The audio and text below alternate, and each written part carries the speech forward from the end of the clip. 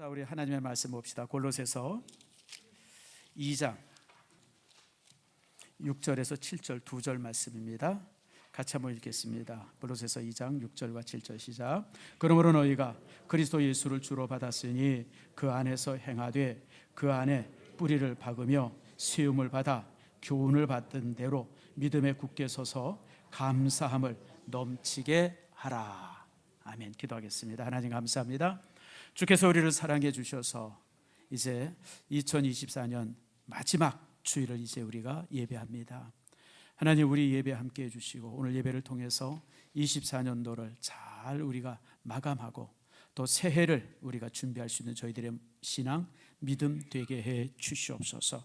오늘 말씀을 통해서 우리가 은혜 받게 하시고 말씀의 은혜 안에서 승리하는 저희들 모두가 되게 해 주시옵소서. 감사드리고 예수님의 이름으로 기도드립니다. 아멘. 자, 우리 교회 표 한번 이렇게 재창해 봅시다. 샬롬. 예, 우리 찬양대가 제일 잘하는 것 같아요. 샬롬. 예, 여러분, 이게 다시 제가 계속해서 설명하지만 그리스도가 이 땅에 오시면 두 가지, 하늘에는 영광이고 땅에는 뭐예요? 샬롬입니다. 평화입니다. 신앙의 목표가 평화입니다. 신앙의 목표가 그리스도 안에서 내가 평안을 누리는 것, 그것이 우리의 목표입니다. 여러분, 이 평안이 여러분 개인과 가정과 또 이 민족 안에 있어지기를 꼭 바랍니다. 자, 올 한 해 이제 우리가 마지막 주일을 맞이했습니다. 정말 올해는 다사다난했죠. 일도 많았고 어이없는 사건도 많았고 참 우리 민족이 대단한 민족 같아요. 이렇게 그냥 난리가 났는데도 불구하고 우리 국민들은 또 그냥 견고하게 지금 잘 살아가고 있습니다. 이 시대를 사는 한국인이 참 대단한 그 국민들이다라고 하는 생각을 다시 한번 이제 보게 되어집니다. 참 우리 국민들이요, 참 이런저런 일에 흔들리지 않고. 그러면서 제가 이 설교를 준비하다가 문득 생각이 난 그림이 하나 있어서 여러분에게 그림을 하나 소개합니다. 자, 이 그림입니다. 이 그림 이름이 뭐예요? 유명한 그림입니다. 그림 이름이 뭐예요? 제목이 써 있는데 시절세자와 추운 한자가 있죠. 뭐죠? 세한도예요. 누가 그렸죠? 추사 김정희가. 어디서 그렸는지까지 아시는 분은 대단한 사람이에요. 어디서 그렸어요? 제주도에서 그렸어요. 제주도 유배 가가지고 그린 그림입니다. 조선시대 때 당쟁이 참 많았죠. 조선시대 때 탄핵, 그러니까 서로 당쟁을 하면서 탄핵을 한 숫자를 보니까 6,862번인가 그렇게 했다 그래요. 상감마마 영의정을 탄핵합니다. 무슨 뭐 좌의정 탄핵합니다. 병부상선을 탄핵합니다. 이게 몇 번 있었다고요? 그래서 대한민국은 무슨 나라예요? 탄핵의 나라예요. 아무튼 대단한 나라예요. 근데 여러분, 그 탄핵의 유의점이 있답니다. 우리나라는요, 싸우는 사람이 누구랑 싸웠냐면 이 정부 안에서 정치하는 사람들만 싸웠지 백성들은 아무 상관이 없어요. 밀란은 없었대요. 밀란이 마지막에 있었죠. 언제 있었습니까? 동학이 일었어가지고 조선이 망했죠. 그래서 이 조선이 500년의 역사를 가질 수 있었던 이유가 탄핵이 많고 당쟁이 많고 서로 이 싸움을 어디서만 해요? 이 정부 안에서만 했기 때문에 조선의 5,000년 역사가 이루어졌다라고 500년 역사 이루어졌다고 어떤 분이 얘기를 하더라고요. 아무튼 그런 가운데서 이제 이 추사 김정희가 이제 이렇게 제주도 유배가 되어져서 그린 그림입니다. 이게 세한도고요. 이게 지금 국보 180호입니다. 저는 사실 이 그림을 처음 봤을 때 무슨 이런 그림이 국보야. 나는 하루에 10장도 그리겠다. 아마 여러분들도 10장도 더 그릴 거예요. 저건 뭐 멍만 있고 종이만 있으면 저게 특별히 무슨 그림이 특별한 게 뭐가 있어요? 집도 영 이상하게 지어놓고 소나무도 저런 소나무는 난 하루에 1000장도 그리겠어요. 아무튼 저런 그림인데 저게 지금 국보 180호입니다. 대단한 그림이죠. 그런데 이제 문제는 뭐냐면 이 그림이 가지고 있는 의미가 대단합니다. 이 추사 김정희가 이제 제주도 유배를 갔을 때 그 이상적이라고 하는 제자가 그렇게 추사를 이렇게 굉장히 뒤에서 보살펴 줬다 그래요. 그래서 그 제자에게 그려준 그림입니다. 자, 그림이 집이 하나 있죠. 다 허물어져 가는 집이 하나 있는데 문도 조그만 문 하나 있고 창문이 없어요. 추사 김정희의 마음을 그대로 보여주고 있는 겁니다. 이때 아내가 죽었답니다. 아내가 죽었는데도 유배를 왔기 때문에 그 죽음의 자리를 지키지를 못했다 그래요. 그리고 이제 뭔가 좀 헤어나오고 이제 그래야 되는데 전혀 그럴 기미가 이렇게 없으니까 이제 그림을 그렸는데 전나무 3개 삐쭉 나온 게 이제 전나무죠. 그 다음에 심이 구부러지고 속이 썩어 있는 소나무 하나를 이렇게 그려서 제자에게 준 거예요. 다 쓰러져 가는 집들, 곧 뿌리 뽑혀질 것 같은 집, 그럼에도 불구하고 든든히 서 있는 나름대로의 썩은 소나무. 이게 이제 추사 김정희의 마음이라는 거예요. 세파가 흔들리고 막 정신없고 막 비바람이 불어가지고 막 그런데도 불구하고 꿋꿋이 서서 봄을 기다리는 거죠. 여러분, 소나무는 언제 빛이 나요? 겨울에 빛이 나는 겁니다. 왜요? 여름에 이파리 큰 나무도 있었을 때는 소나무는 별것 없어요. 그런데 겨울이 되어자고 가지고 활엽수의 잎들이 다 떨어지면 푸름을 보일 수 있는 유일한 나무가 뭐예요? 소나무 하나밖에 없는 거예요. 이건 제 얘기가 아니고 공자 얘기입니다. 공자가 소나무를 예찬하면서 그랬어요. 소나무가 왜 대단하냐? 소나무는 모든 나무의 잎이 떨어졌을 때 마지막까지 푸르름을 유지할 수 있는 나무다. 그걸 이제 김정희가 그린 겁니다. 그래서 이 그림을 통해서 김정희는 참 이렇게 세월이 힘들고 시대가 정말 찬바람이 부는 것처럼 모질게 몰아치지만 그러나 꿋꿋이 서서 이제 이렇게 푸름을 보이겠다고 하는 그런 어떤 조선 선비의 기계를 보여주는 그림이 이 세한도라고 합니다. 그래서 이게 지금 국보 180호고요. 가격으로는 돈으로는 뭐 가늠할 수 없는 그런 보물이 되어졌습니다. 여러분, 사실 골로새 교회가 참 그런 상황이었었어요. 골로새 교회는 에바브로디도라고 하는 바울의 제자가 세운 교회입니다. 바울이 에베소에서 이제 한 3년 동안 전도를 하거든요. 그때 이제 그 에바브로디도가 그 전도를 받고 그리고 나서 이제 골로새 가서 자기 고향인 것 같아요. 거기 가서 교회를 개척했는데 그게 이제 골로새 교회입니다. 그래서 사도행전에 보면 골로새 교회는 나오질 않습니다. 왜냐하면 에바브로가 이제 세운 교회이기 때문에. 그런데 에바브로가 교회를 잘 세워서 교회를 참 이렇게 세워져 가고 이제 키워져 갔는데 갑자기 교회에 어려움이 생긴 거예요. 초대교회 어려움은 항상 3가지입니다. 첫 번째가 뭐냐면 재정의 어려움이죠. 가난한 사람들이 모이니까 뭐 이건 큰 문제가 아니에요. 두 번째가 핍박이에요. 이런저런 모습으로 핍박을 하죠. 그리고 이제 3번째가 문제인데 3번째가 뭐냐면 이단입니다. 요즘도 이단이 창궐하는데 초대교회 때도 동일했어요. 교회가 세워지면 여지없이 이단이 들어갔어요. 그래가지고 교회가 그냥 아주 세차게 흔들리는 거예요. 그러니까 에바브로디도가 이 흔들리는 이 교회를 도저히 감당할 수가 없었어요. 그래서 이제 이 사도 바울에게 찾아온 겁니다. 근데 바울도 문제죠. 왜냐하면 바울이 감옥에 있었기 때문에 그래요. 바울은 이런 상황이면 내가 갈게 그러고 당장 갈려갈 수 있는데 지금 이제 감옥에 갇혀가지고 바울이 할 수 있는 게 아무것도 없는 거예요. 그래서 바울이 그런 얘기 골로새 교회 여러 상황을 듣고 나서 이제 편지로 골로새 교인들을 위로하고 격려하고 그리고 그들 앞에 다시 그 새판 바람 속에서도 굳건히 서라고 하는 그런 말씀으로 이제 그들을 위로하고 격려했던 말씀이 이제 오늘 우리가 읽은 이 골로새서다라고 하는 거 기억하시길 바랍니다.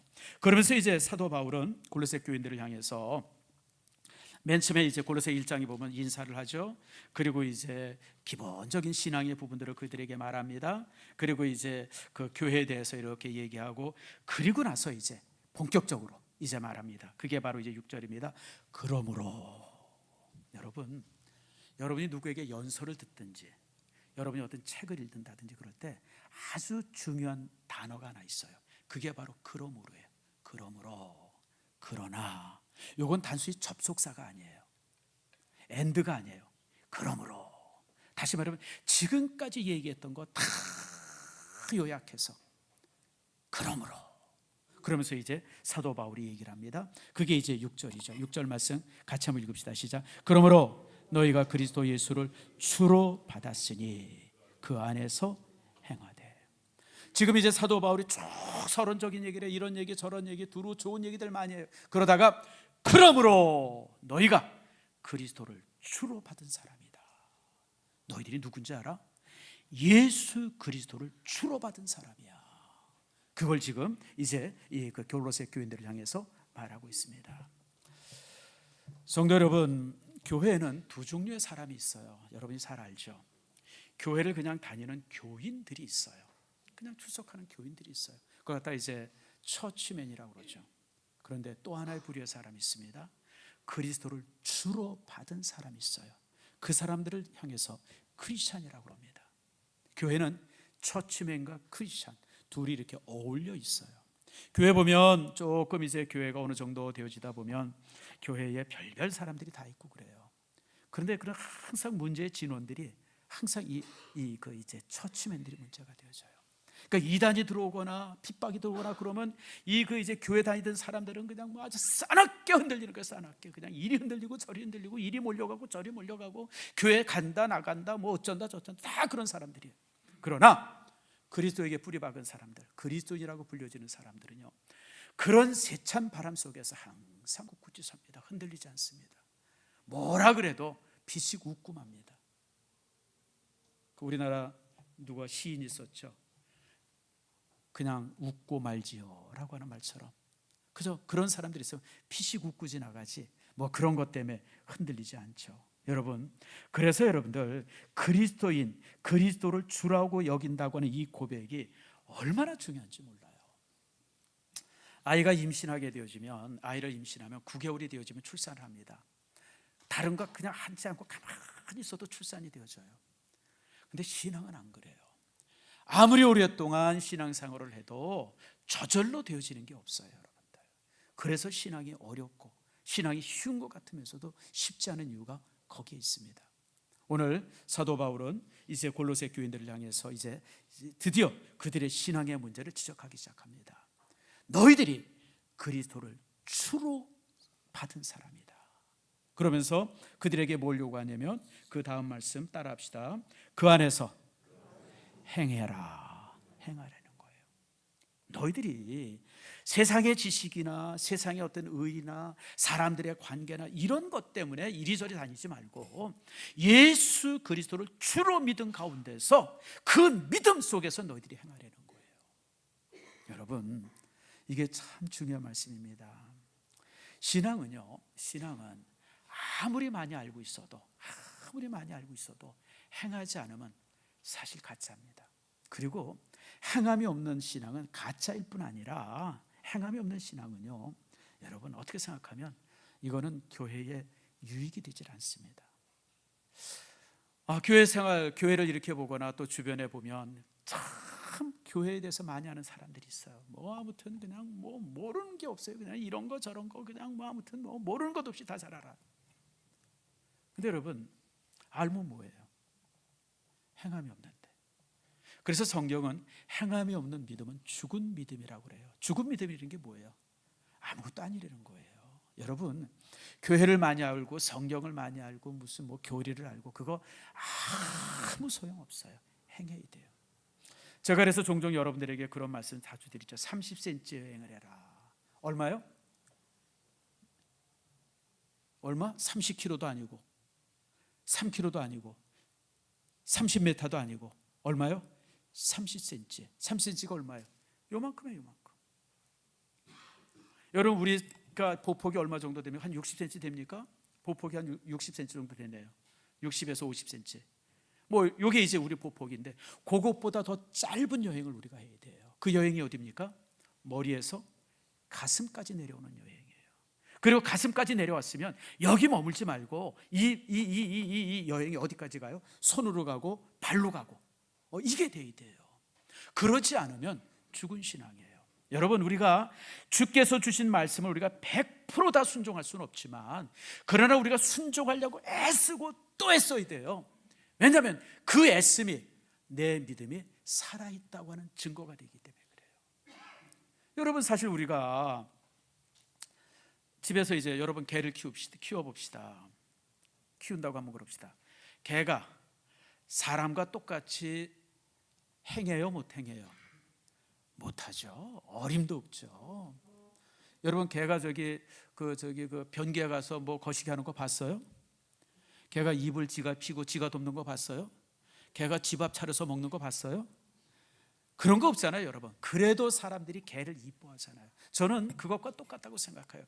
하나님께서 우리를 바라보실 때 얼마나 하지 않고 우습겠어요. 그래서 성경이 뭐라냐면 선지자들이 이 지렁이 같은 나라고 고백을 해요. 자신을 향해서 하나님을 바라볼 때는 정말 지렁이처럼 보잘것없다. 그럼에도 불구하고 하나님께서 우리를 사랑하세요. 왜 사랑할까요? 그냥 이쁜 거예요. 여러분 집에 개 키우는데 왜 개 키워요? 나중에 잡아먹으려고 키워요? 벗겨가지고 신발 만들려고 키워요? 아니잖아요, 여러분들. 그냥 이쁘잖아요. 그냥 이쁜 거예요. 그냥 이쁜 거. 저는 하나님께서 우리를 사랑하는 것도 항상 동일한 것 같아요. 내가 무슨 잘 살고 하나님 앞에 순종 잘하고 11조 잘하고 건축헌금 잘하고 선교 잘하고 가장 윤리적으로 딱 풀어져서 하나님 앞에 그냥 충성, 그래서 하나님이 날 이뻐하는 게 아니라 나 자체를 그냥 기뻐하시는 거예요. 아멘 하십니까? 내가 비록 부족하고 모자르고 다른 사람과 비교해서 정말 하잘 것 없지만 그러나 주께서 나를 그냥 사랑하세요. 그러니까 여러분들, 내가 이만큼 순종하니까 하나님께서 날 더 사랑, 그런 생각 아예 버리세요.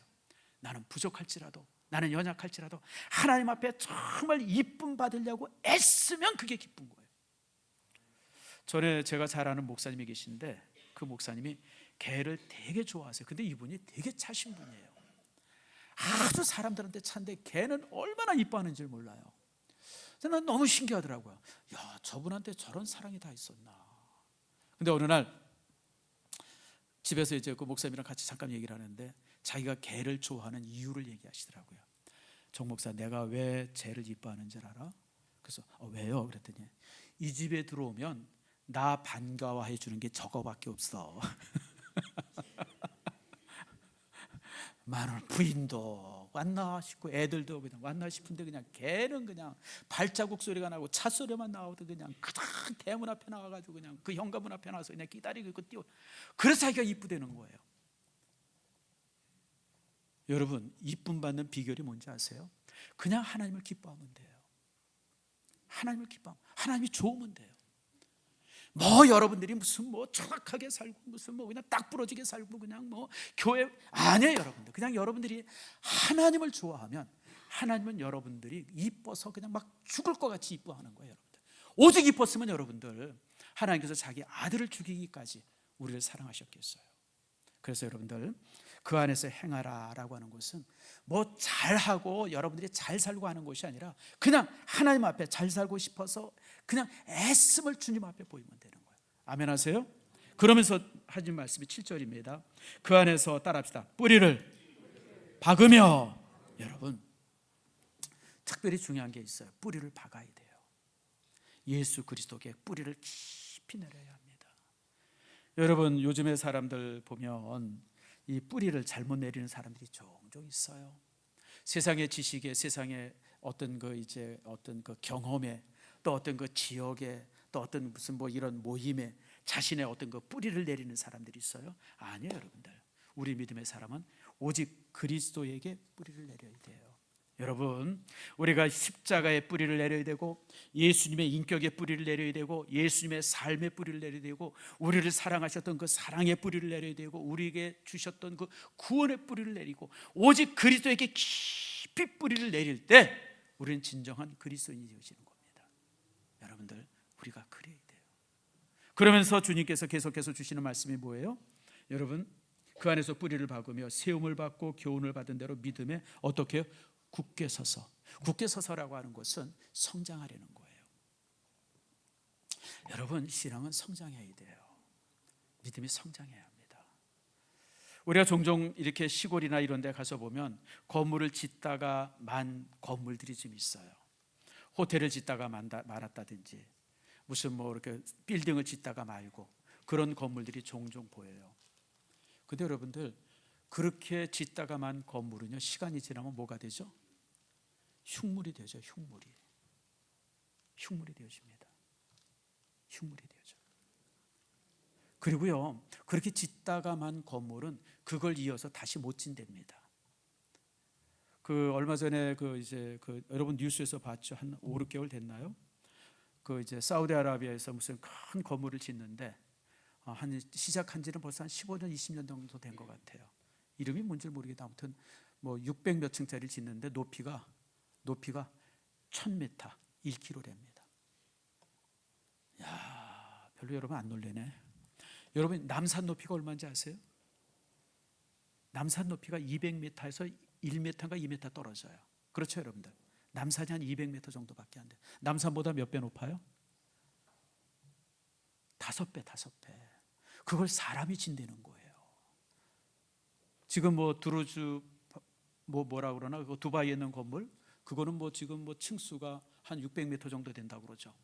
근데 여러분 1km짜리를 이제 지으려고 그러다가 이제 중간에 멈췄는데 다시 짓겠다고 이제 시작을 했어요.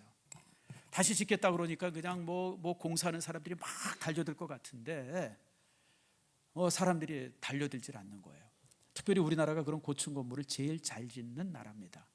우리나라가. 그래서 이제 삼성이라든지 뭐 쌍용이라든지 이런 데다 이제 이렇게 지어달라고 요청을 했는데 이제 이렇게 이 우리나라 건축 회사들이 다 못 짓겠다고 거절을 했어요. 왜냐하면 이렇게 건물을 짓다가 멈추면요 다시 못 짓는데요. 이 기초 넣은 것들 이런 것들이 틀어지기도 하고 그 다음에 이런 관들이 녹이 쓸어버리고 뭐 이러고 그래가지고요 거기다 다시 짓는 것은 거의 불가능하게 됩니다. 그러니까 이제 이 한국 사람들이 안 짓겠다 그러니까 중국에 있는 이제 건축 회사들이 자기들이 짓겠다 그러니까 그건 또 싫고 그래서 이제 사우디가 자기들이 다 하겠다 뭐 이러면서 이제 건축을 시작했다는 얘기를 제가 이제 몇 달 전에 이렇게 뉴스를 통해서 봤어요. 신앙도 똑같습니다, 여러분들. 믿음이요 여기서부터 시작해가지고 쭉 성장하다 딱 멈추잖아요. 한 2년 3년 멈췄어요. 그럼 여기서 다시 올라가는 게 아니에요. 믿음은 올라가다가 멈추면 다시 뚝 떨어져 바닥으로 떨어져요. 불신자와 똑같아져요. 여기서부터 다시 시작하는 거예요. 그래서 여러분들 신앙을 새로 시작하는 것보다 신앙을 다시 시작하는 사람들이 훨씬 더 어렵습니다. 훨씬 더 쉽지 않습니다. 제가 경험해 보니까요 한번 낙심했던 사람 다시 일어나는 거는요 불신자가 예수 믿는 것보다도 훨씬 더 어렵습니다. 그래서 여러분 우리의 믿음은 쉼 없이 가짐없이 성장해야 돼요. 조금씩이라도 날마다 성장하지 않으면 안 된다고 하는 거. 그래서 오늘 성경은 우리를 향해서 여러분 이렇게 성장하라고 우리에게 말씀을 합니다. 사랑하는 성도 여러분, 이렇게 성장되어질 때 우리가 그런 유혹 앞에 그리고 세찬 바람 앞에 흔들리지 않을 수 있습니다. 그러면서 오늘 사도 바울이 결정적인 말씀을 합니다. 믿음에 굳게 서서 따라합시다. 감사함을 넘치게 하라. 이게 결론이에요. 아무리 이단이 와도 아무리 핍박이 와도 우리 믿음의 사람들이 그런 거 다 견디고 이길 수 있는 유일한 무기가 하나 있어. 지금 그 무기들을 보여주는 거예요. 그리스도 안에 뿌리박고 그 안에서 행하고 그 안에서 견고히 서고 그리고 결정적인 것이 있어. 범사에 감사하려는 거예요. 감사를 넘치게 한다고 하는 이유는 감사가 자꾸 넘치내는 의미, 그런 의미지만 그것은 사실은 데살로니가 전서에 있는 말씀처럼 범사의 모든 것을 향해서 감사하려는 겁니다. 그래서 여러분들 우리 신앙인들의 이 감사의 신앙, 감사의 믿음이 이단과 거짓을 물리칠 수 있는 결정타라고 하는 것을 기억하세요. 여러분, 우리는 그 사람이 참 믿음이 좋다, 신앙이 참 좋은 사람이다, 뭘로 여러분들 구분이 되어져요? 우리는 사실 구분하기가 되게 어려워요. 여러분, 우리가 그 사람 속에 가보지 않았는데 그가 정말 어떤 신앙을 가지고 있는지 우리가 어떻게 합니까? 근데 딱 하나의 기준 조건이 있어요. 뭔지 아세요? 범사에 감사하는 거예요. 그게 최고의 경건입니다. 우리의 삶 속에 수많은 일들이 들이닥치고 뭐 환란이 닥치고 무슨 뭐 정치가 어떻게 하고 뭐 그냥 뭐 이런저런 일이 있고 그냥 막 그럼에도 불구하고 흔들리지 않고 하나님을 향해서 감사할 수 있는 사람은요 가장 경건한 사람입니다. 최고의 경건을 가진 것이 바로 감사라고 하는 사실을 기억하세요. 그러면 왜 감사가 이처럼 중요하냐? 세 가지 때문에 그렇습니다. 자, 오늘 설교의 이제 결론의 부분입니다. 첫째는 감사가 이렇게 믿음에 서서 굳게 감사해야 하는 이유가 첫 번째가 뭐냐면 따라합시다. 모든 것이 하나님의 섭니다. 그 믿음을 갖기 때문에 그래요. 모든 것이 하나님의 섭리입니다. 그럴 때 범사에 감사하는 거예요. 자, 성도 여러분, 우리가 살다 보면 힘든 일도 생기잖아요. 어려운 일 생기잖아요. 질병도 있고 뭐 죽음도 있고 심지어는 사고도 있고 뭐 어떤 망함도 있어요. 그런데 그런 모든 것들, 수없이 많은 일이 내게 들이닥쳐도 그 모든 것이 하나님께서 섭리하셨습니다 라고 믿으면 돼요. 그러면 감사할 수 있습니다. 그리고 그런 믿음은 그 어떤 환난이 와도 흔들리지 않습니다. 사실 사도 바울에게 큰 어려움이 있었어요. 이제 첫 번째 어려움이 뭐냐면 감옥에 갇힌 일입니다. 사도 바울이 4년 동안 감옥에 갇혔어요. 열심히 전도해야 될 사도 바울이 4년 동안, 2년은 유대인들의 감옥에 갇혔고 2년은 어디에 갇혔냐면 로마 감옥에 갇혀 있었어요. 얼마나 답답해요, 여러분들. 그리고 거기서 뭘 할 수 있겠어요? 여러분, 지금 전도자가 펄펄 전도해야 될 전도자가 감옥에 갇혔으니 얼마나 고통스럽고 힘들겠습니까? 그런데 지나고 보니까 그 감옥이 바울에게 얼마나 큰 축복이 됐는지 몰라요. 첫 번째, 유대 감옥에 2년 있는 동안은 사도 바울이 뭘 했냐면 그 감옥에서 유대 귀족들에게 복음을 전하기 시작합니다. 물론 열매가 얼마 맺혔는지는 우리가 확인할 수는 없어요. 그런데 거기서 왕에게 전도하고 총독에게 전도하고 제사장들에게 전도하고 서기관들에게 전도하고 그를 만나는 수많은 사람들에게 복음을 전합니다. 지금까지 사도 바울은요, 가난한 사람, 떠돌아다니는 사람들, 흩어진 사람들, 그런 사람들에게만 전도했는데, 어떻게 생각하면 사회적 약자들에게만 전도했는데, 어떤 사회적인 굉장히 스테이터스가 높은 사람들, 뭐 귀족들, 왕족들, 이런 사람들에게 전도할 수 있는 기회가 생겨진 거예요. 이게 얼마나 대단해요. 그리고 또 이제 사도 바울이 로마 감옥으로 압송이 됩니다. 압송이 돼서 이제 2년 동안 있었는데 그 2년 동안도 마찬가지예요. 감옥에 있으면서 간수들을 그렇게 전도합니다. 그래서 전설에 의하면 사도 바울의 감옥 간수는 일주일을 두지 않았다 그래요. 왜냐하면 일주일만 넘어온 예수 믿는 사람이 되는 바람에 바울을 지키라고 바울을 감옥사 앞에 이 병조를 세워놓으면 일주일만 지나면 바울을 섬기는 사람이 되는 거예요. 전도가 돼가지고. 여러분, 그렇게 전도되었던 사람들이 나중에 이후에 로마 교회에 여러분 이 주춧돌이 되어집니다. 그 사람들이 로마 교회들을 세우죠. 그래서 여러분들, 우리 인생은 짧게 바라보면 참 힘들고 어려운 일들 많은데 여러분 조금 물러서서 바라보면 모든 것이 하나님의 섭림을 알아요. 그래서 감사하는 거예요. 여러분, 지금 우리나라가 많이 시끄럽죠. 뭐 여러 가지 어려움들이 많아요. 여러분 걱정하지 마세요. 이 땅은 누가 다스려요? 하나님이 다스려요. 아멘 하십니까? 아멘. 고민하지 마세요. 걱정하지 마세요. 뭐 어떠고 저쩌고 여러분 신문 보고 뉴스 보고 여러분 그러지 마세요. 우리는 기도하면 돼요. 하나님, 이 나라 지켜주세요. 일제시대 때 지켜주신 주님, 6.25 때 지켜주신 주님, 70년대 80년대 그 혼란스러울 때 지켜주신 주님, 이 나라 지켜주세요. 우리가 그것만 기도하면 돼요. 그러면 하나님께서 그 놀라운 섭리로 지켜주실 줄 믿습니다. 자, 두 번째로 이것도 두 번째 중요합니다. 첫 번째는 모든 것이 하나님의 섭리라고 하는 것이 첫 번째고, 두 번째는 따라합시다. 모든 것이 은혜다. 그리고 그 은혜는 항상 족한 줄 알아야 돼요. 족한 줄 알아요. 우리 이렇게 남들과 비교해보고 이렇게 이러다 보면 좀 더 많았으면, 더 가졌으면, 더 좋았으면 이런 생각들을 참 많이 하죠. 이렇게 비교죠. 대부분의 사람들이 비교하고 살아요. 근데 여러분, 인생을 가장 비참하게 만드는 게 뭔지 아세요? 비교입니다. 여러분, 비교하기 시작하면 내 인생이 갑자기 비참해집니다. 비교하지 않으면요 항상 감사해요. 근데 비교하기 시작하면 여러분, 우리가 부자 되기를 비교하지만 뭐 요즘에 이제 뭐 테슬라 이제 사장이 누구 앨런 머스크가 뭐 세계 제일 부자라고 그러죠. 뭐 재산이 뭐 200조래나 뭐 얼마래나. 나는 한번 뭐 갖는 건 둘째치고 한번 봤으면 좋겠어. 야, 도대체 얼마나 많길래? 우리나라에 어제 어딜 봤는데 우리나라에 누가 왔냐면 이 고가 그런 제품들 만드는 거 있죠. 무슨 뭐 이렇게 비싼 백들, 뭐 에르메스라든지 무슨 이런저런 백들 만들어서 루이비통, 그 회장이 우리나라에 한 번 왔었대요. 여름에 왔었대나. 근데 이제 저기 호텔에 묵었는데, 신랑과 어디를 묵었는데 하룻밤에, 여러분 놀라지 마세요, 하룻밤에 1,600일입니다. 세상에 뭔 짓을 하고 자길래 하룻밤, 호텔에서 하룻밤 자는데 1,600만 원을 내요. 이틀이면 얼마예요? 3,200. 3일이면, 계산도 잘 안 돼 이제 높아지면.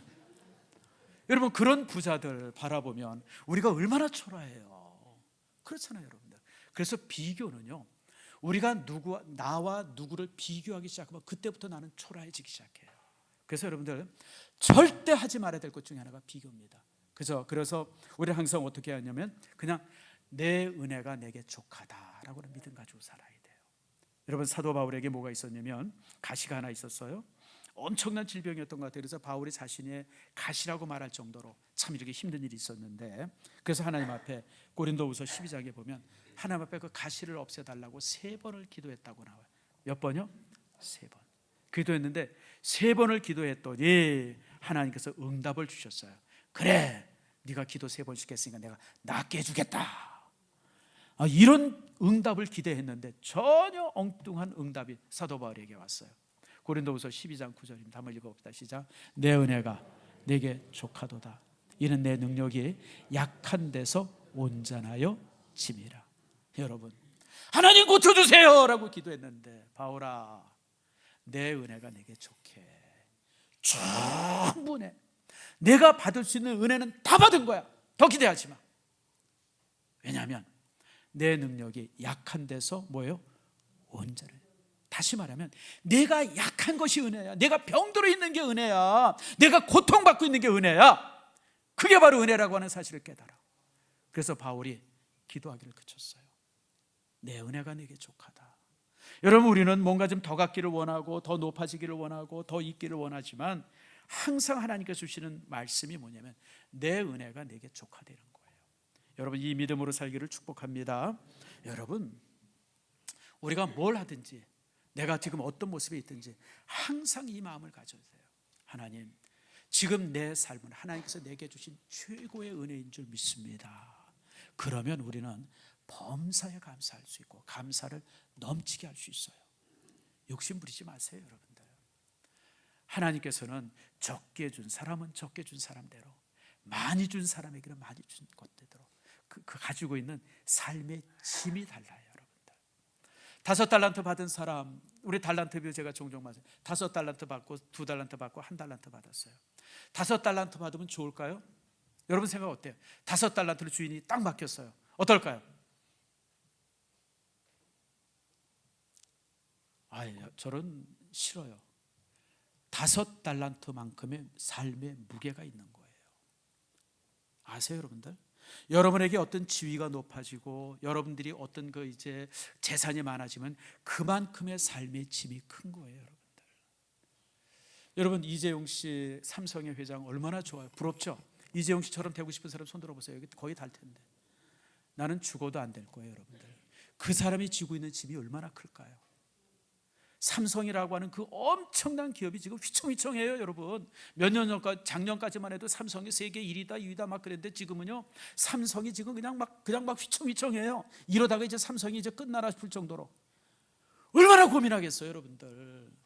비싼 음식 먹으면서 이게 맛이 있겠어요? 잠을 제대로 자겠어요? 사람 만날 때 무슨 기쁨이 있겠어요? 여러분, 뭐 TV를 봐도 무슨 뭐가 있겠어요? 여러분, 잘난 사람은 잘난 사람의 삶의 무게가 있어요. 우리 같은 사람은 우리 같은 삶의 무게가 있는 거예요. 하나님께서 내게 가장 적당한 것을 주셨음을 믿으시기 바랍니다. 조금 더 있으면 좋겠다 싶은 건 저도 여러분도 다 마찬가지인데, 하나님은 요만큼만 가지라고 말씀하세요. 요만큼만 가져라. 그래야 네가 교만하지 않고, 그래야 네가 사람들 앞에 잘난 척하지 않고, 그래야 내가 내 인생을 열심으로 살 수 있어. 그리고 내게 기도할 수 있어. 나를 의지할 수 있어. 주께서 지금 우리에게 그렇게 말씀하십니다. 그러므로 여러분들 항상 은혜를 족한 줄 여겨야 돼요. 마지막으로 한 가지 더 보겠습니다. 따라합시다. 당연하다고 생각하지 말아라. 이게 결론이에요. 지금 여러분이 주어진 삶의 조건을 당연하다고 생각하지 마세요. 내가 가지고 있는 건강, 내가 가지고 있는 어떤 그 가정, 내가 가지고 있는 어떤 그 지위, 내가 가지고 있는 어떤 그 이제 어떤 그 삶의 어떤 그 범위, 이런 부분들이 내게 너무 당연히 주어졌다고 생각하지 마세요. 따라합시다. 모든 것이 은혜다. 항상 그렇게 가져야 돼요. 여러분, 저는 사실은 건강을 되게 많이 자랑하는 사람 중에 하나입니다. 진짜 저는 건강합니다. 여러분, 저는요 지금도 딱 혈압 검사하면 130 별로 안 넘습니다. 뭐 128에 75, 130 얼마에 무슨 뭐. 근데 이상하게 병원에 가서 재면 꼭 이게 140 가까이 돼요. 의사들 어디 있어요? 나 이게 왜 그런지 모르겠어요. 내가 그리고 병원만 가면 내가 긴장하는 것 같아요. 병원만 가서 재면, 근데 집에서 재면 항상 128이에요. 근데 집에서 재는 게 맞답니다. 내가 그래서 하도 궁금해가지고 좀 찾아봤더니 그 집에서 이렇게 재는 게 가장 맞대요. 당뇨 아무 이상 없어요. 설탕 아무리 먹어도 저는 당뇨 껐떡 없습니다. 혈압 정상이죠. 당뇨 정상. 우리 때 제일 많이 오는 기저질병들 아닙니까? 먹는 거 저는 써서 못 먹어요. 없어서 못 먹고, 안 줘서 못 먹고, 못 사서 못 먹고, 그냥 써서 못 먹는 것만 한 3가지 있고 나머지는 다 잘 먹어요. 먹는 거 문제 없고. 물론 이제 제가 또 목사라다 보니까 또 이제 대장 증후군인가 뭐 과민성 그런 게 있어요. 이제 뭐 이렇게 화장실에 자주 가고 그런 거 있는데, 그거는 뭐 제가 볼 때 목사 관두면 다 나아진답니다. 그래서 지금 그거는 뭐 병도 아니고. 그래서 저는 사실 되게 건강해요. 지금도 뭐 우리 남전도에서 족구하러 가자가 축구하자 그러면 저는 지금도 가서 축구할 수 있을 거고 족구할 수 있을 거고, 물론 가서 뛰어보면 다르긴 하겠지만, 그런데 여러분, 이런 모든 것이 당연하다고 생각하면 안 돼요. 당연한 게 아니에요. 하나님께서 정말 감사하게 내게 주신 거예요. 아멘 하세요? 여러분, 그렇게 받아야 돼요. 자랑할 것도 없어요. 여러분들 교만할 것도 없고, 하나님께서 나를 쓰시고자. 그래서 저는 하나님께서 왜 내게 이렇게 건강 주시나, 그거는 저보고 은퇴하고 나서 이 TV 채널과 씨름하지 말고 선교하라고 내게 건강 주셨다라고 저는 항상 다짐해요. 그래서 지금 아무튼 이제 이렇게 이제 은퇴하고 나면 저는 선교사로 나갈 겁니다. 여러분 위해서 기도해 주세요. 제가 그래서 이렇게 나름대로 이제 정한 거는 최소한 15년이에요. 내가 85세까지는 선교하겠다. 그리고 85세 되면 기도할 거예요. 하나님 더 할까요 말까요? 더 하라고 그러면 더 있을 거예요. 90까지도 하면 어때요 여러분들? 건강만 되면요 여러분들. 여러분, 제가 좋아하는 조동진 목사님 같은 분은요 뭐라고 우리에게 설교하셨냐면요, 선교는 언제까지 할 수 있느냐, 지팡이 들고 일어설 수만 있으면 그러면 선교할 수 있다라고 말이에요. 그래서 조동진 목사님은요 죽음 앞에 설 때까지 선교에 열심히 이런 점으로 하시다가 소천하셨어요. 저는 하나님 앞에 노는 사람 되고 싶은 마음은 요만큼도 없어요. 하나님 앞에서 쉬는 사람 되고 싶은 생각은 손톱만큼도 없어요. 나는 하나님 앞에서, 저는 지금도 기도할 때 종종 기도합니다. 하나님, 내가 주님 앞에 부름받을 때 사역 현장에서 부름받기를 원합니다. 저는 침대에서 죽는 게 아니라 사역하다 죽기를 소망합니다. 여러분, 제가 기도하는 기도의 내용입니다. 저는 여러분들도 그렇게 기도하세요. 하나님, 은퇴하고 나서 내가 쉬는 사람이 아니라 노는 사람이 아니라 내가 은퇴하더라도 뭔가 할 수 있는 일이 있기를 바랍니다. 그게 하나님께서 여러분에게 건강 주신 이유예요. 그리고 여러분, 그런 것이 당연하다고 생각하지 마세요. 하나님께서 주신 목적이 있는 겁니다. 말씀을 맺습니다. 사는 성도 여러분, 우리나라가 올해 참 대단한 일들이 많았죠. 지금도 대단한 일이 여전히 있어요. 뇌화부동하지 마세요. 여러분들은 오늘 본문에 있는 말씀처럼 그리스도인답게 사세요. 그리스도인답게 굳굳이 서 있어요. 여러분들이 이 민족과 나라를 지키는 방패임을 기억하시길 바랍니다. 여러분, 우리나라가 100년 전에는 30만의 기독교인이 조선 대한제국을 지켰어요. 6.25가 해방되고 나서 6.25 그 많은 세월을 거치면서 1000만의 기독교인이 이 민족을 지켰습니다. 아멘 하십니까? 아멘. 여러분, 그게 기독교인이에요. 우리가 이 위기 때에 우리 믿음의 사람들이 뇌화부동하지 않고 딱 서서 기도하고 모든 것이 하나님의 섭리일 것을 믿고 하나님께서 더 큰 은혜로 이 민족 속에 함께할 것이라고 하는 이 사실을 확인하고 그렇게 서 있을 때는 하나님께서 여러분의 살뿐 아니라 이 민족도 지켜주실 줄 믿습니다. 올 한 해 우리가 마지막으로 가면서 우리가 감사함으로 넘치는 감사로 한 해를 마감하고 또 새해를 맞이할 수 있는 여러분들 되어지기를 축복합니다.